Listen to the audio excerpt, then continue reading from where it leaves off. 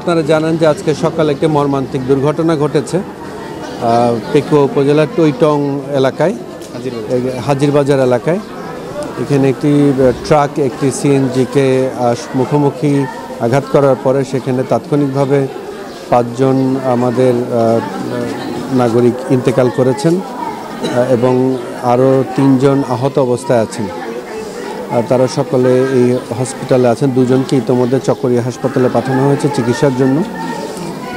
উপজেলা পর্যায় থেকে উপজেলা নির্বাহী অফিসার, তারপর ভারপ্রাপ্ত কর্মকর্তা, উপজেলা স্বাস্থ্য পরিবার পরিকল্পনা কর্মকর্তা তাৎক্ষণিকভাবে ব্যবস্থা নিয়েছেন। জেলা প্রশাসক হিসেবে আমি জেলা সদর থেকে এসেছি তাৎক্ষণিকভাবে ঘটনাস্থল পরিদর্শন করবার জন্য এবং আহত এবং নিহত যারা আছেন তাদের তাৎক্ষণিক যে সহায়তা সেটির জন্য।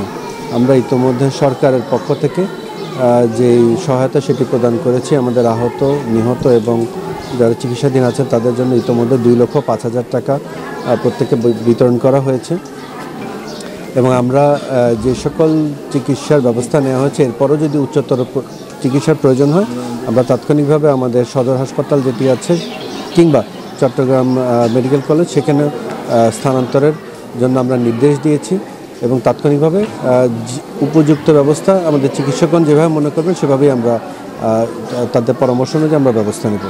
এছাড়াও আমাদের পরিবারের যে সকল সদস্যগণ যারা নিহত হয়েছেন তাদের সদস্যগণ দূরবর্তী এলাকায় আছেন, তাদেরকে আনার ব্যবস্থা করা হচ্ছে এবং তাদের যে ধর্মীয় উপায়ে তাদের যে দাফন কাফনের যে বিষয়টি এটি নিশ্চিত করা হবে এবং এর পরবর্তী সময় যারা আহত আছেন এবং যে পরিবার ক্ষতিগ্রস্ত পরিবার তাদের যে কোনো ধরনের সহায়তার জন্য সরকার তাদের পাশে থাকবে।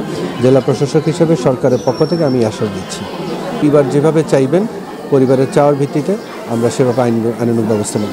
নিহতদের পরিবার সরকারি নিয়ম অনুযায়ী 25,000 টাকা করে, আমরা অতিরিক্ত আরও 10,000 টাকা দিয়েছি তাৎক্ষণিকভাবে এবং আমাদের যারা আহত তাদেরকে আমরা ইতিমধ্যে 10,000 টাকা করে সহায়তা দিয়েছি। সর্বসাকুল্যে আমরা 2,05,000 টাকা সহায়তা ইতিমধ্যে দিয়েছি। ঘাতক ট্রাকটিকে আমি জেনেছি যে ঘাতক ট্রাকটিকে আটক করা হয়েছে এবং সেটির লাইসেন্স এবং নাম্বার প্লেট সহ সেটির মালিকানা নিশ্চিত করার প্রক্রিয়া চলমান আছে এবং সেখানে গাড়ির যে চালক এবং তার যে হেল্পার এখানে যারা যারা ছিলেন তাদেরকেও চিহ্নিত করার কার্যক্রম চলমান আছে।